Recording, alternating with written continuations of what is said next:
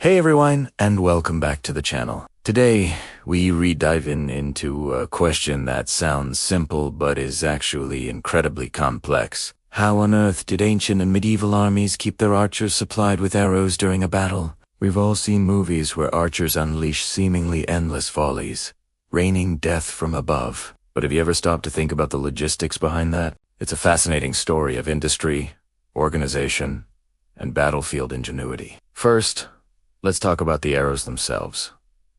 An arrow wasn't just a stick with a pointy end. It was a sophisticated piece of military hardware. You had the shaft, usually made from woods like ash, birch, or poplar, which needed to be seasoned and straightened. Then there's the fletching. The feathers, typically from geese or swans, that stabilize the arrow's flight. Finally, the arrowhead, or bodkin, was forged by a blacksmith. Each of these components required a different craftsman: a fletcher for the feathers, a bowyer who might also make arrow shafts, and a smith for the heads. Assembling these parts into a single, reliable arrow was a skilled job in itself. Now, imagine you need to supply an army. A single English longbowman in the 100 Years' War was expected to carry a sheaf of 24 arrows into battle, but they could shoot those off in just 2 or 3 minutes at a rapid rate of fire. So, 24 arrows per man isn't going to last very long.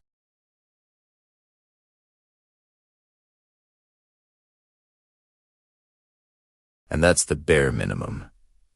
For a sustained campaign, the numbers become astronomical. We're talking millions of arrows. So, where did all these arrows come from? The Answeres, a massive, state-sponsored industry. Kings and commanders didn't just hope arrows would show up. They issued massive orders, sometimes years in advance of a campaign. Royal workshops, like the one at the Tower of London, became centers of mass production. Records show orders for hundreds of thousands of arrows at a time. The crown would send out writs to sheriffs across the country, demanding that local fletchers produce a certain quota. It was a nationwide effort. These arrows were then bundled into sheaves, packed into barrels or chests, and transported to the army. This was a logistical challenge in its own right. They had to be moved by cart, by boat, over rough roads, and kept dry. A wet arrow is a useless arrow. The fletching can get ruined, and the wooden shaft can warp. So,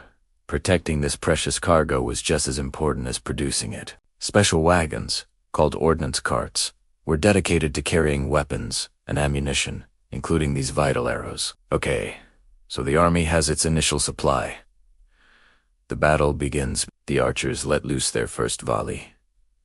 What happens when they run out? This is where battlefield logistics really kick in. The idea that archers would just stop shooting is unthinkable. The main supply of arrows was kept in the baggage train, a convoy of wagons positioned safely at the rear of the army. From here, a constant resupply operation would be underway. This wasn't a job for just anyone. Young boys, often called arrow boys or pages, had the terrifying task of running arrows from the rear up to the front lines. Imagine being a teenager, dodging enemy fire, struggling with heavy sheaves of arrows, all while a massive, chaotic battle is raging around you. It was incredibly dangerous work, but absolutely essential. Without these boys, the archers would fall silent.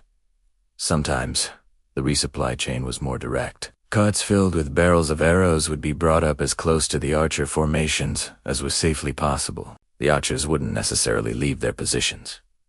Instead, they would send a few men from their unit, or the row boys would do the ferrying, creating a constant shuttle service to keep the quivers full. The goal was to minimize the time an archer was not able to shoot. But what if the resupply from the rear was too slow or got cut off? Archers were resourceful. One common tactic was to have reserve arrows stuck into the ground right in front of them. Before the battle, each archer would plant dozens of arrows, point down, in the turf. This made them incredibly easy to grab and shoot, speeding up their rate of fire dramatically.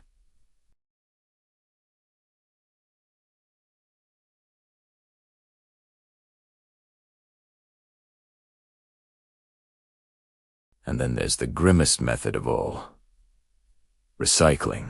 After the first few volleys, the ground between the two armies would be littered with arrows.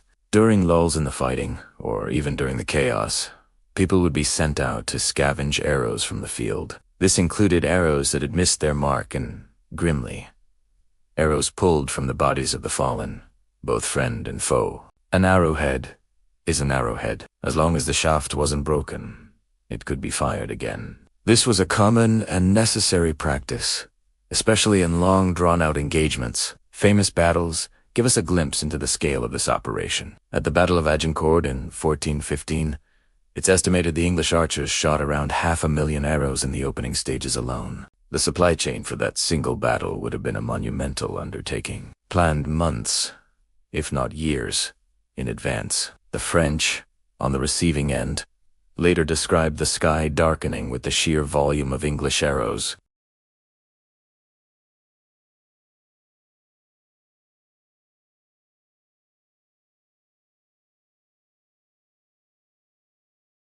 Logistical trains carrying arrows, food, and water stretched for miles. If that supply line was broken by an enemy raid, it could spell disaster for the entire army, no matter how skilled its soldiers were. An army without arrows is an army without its long-range firepower. So, the next time you see a movie with a massive army of archers, take a moment to appreciate the invisible network that made it all possible. It wasn't just about brave men with bows. It was about the Fletchers, the blacksmiths, the wagon drivers, the logistics officers, and the young arrow boys running for their lives. It was a complex, well-oiled machine of war, where a single, humble arrow was just as important as a knight's sword.